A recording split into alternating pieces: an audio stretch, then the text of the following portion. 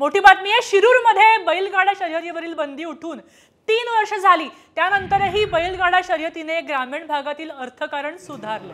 त्याबरोबर देशी गोवंशाचे संगोपनही वाढले। यामुळे गावातील नागरिकांमध्ये एकोपा सुद्धा वाढले। दरम्यान आता राज्य सरकारने गोवंशाचे नामांकन केल्याने बैलगाडा शर्यतीचा लढा यशस्वी झाल्याची भावना अखिल भारतीय बैलगाडा संघटनेकडून व्यक्त करण्यात आली।